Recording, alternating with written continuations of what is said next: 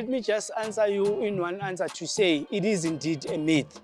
For the fact that you say it's a myth, it means that you understand ukuthi it cannot be correct to say human body parts can be used to enrich somebody else. And Tina, we are traditional health practitioners. Under the scope of work, you can hear ukuthi it's health. So anything that is to do with health means life. So there is no way that a traditional healer can also then become a murderer. Because in indaba yokusebenza ngama human body parts, then it means one person need to die in order for something to happen. And I don't think ukuthi that falls under our scope. And kunalento ke yokuthwala, I want to say ukuthi ukuthwala also doesn't fall under our scope.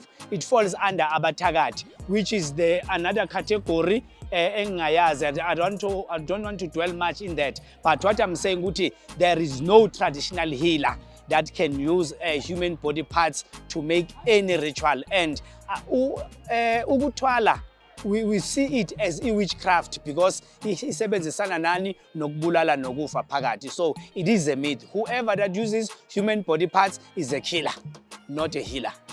Cha mina ngiyibona right ba. Ayikho right ngempela lento ukuthi umuntu athwale ngephathi umuntu omunye. Kusho ukuthi labo abantu abagreedy nje abafuna imali ebantwini. Ingakho benza leyo nto leyo. Kodwa thina inyanga asithwali. Ene lokho kuthwala nje ngiyaqala nokukuzwa.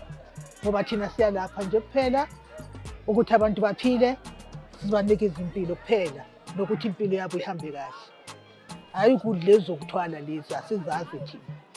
Cha mina baba engikwazi ukuphendula kakhulu kulokho ngoba abantu bahamba baye emazweni babuye balanda imithi yabo babuye beyithwalele ngendlela abathwele ngazo befike bezoblame thina siyinyanga zala eSouth Africa.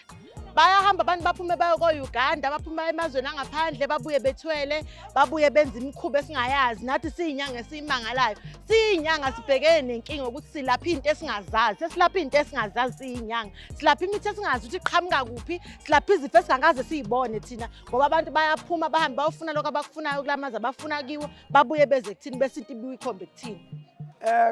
Firstly, to answer you, this is just a hearsay. And there's nothing to that. There's no truth in that. To answer you briefly, there's no ritual that can enrich one person from taking body parts of umuntu. There's no richness that can come out of that. Ubuthakathi, total witchcraft. Lokhu kobungoma lento yokuthi ama body parts yasetshenziswa ukuthi bantu babe rich into engekho. Angeke uzubulala umuntu bese ucabanga ukuthi uzoba rich ngaloyo muntu loyo. Akwenzeke ebungomeni loyo nto leyo. Asikusebenzisi futhi.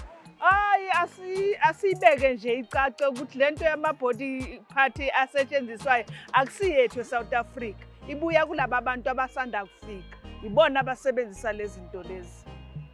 Lokho kufanele sibulwele sibungoma bethu ukuthi bahlambalaza igama lethu lobunyanga. Now ukuthwala singakubeka into two. Kukhona ukuthwala okuhle, kukhona ukuthwala okubi. Now there's this ukuthwala esikubiza ukuthi ubuthakathi using body parts. And leyo nje sizothi thina not in our names, no traditional healer can help you to be rich using body parts.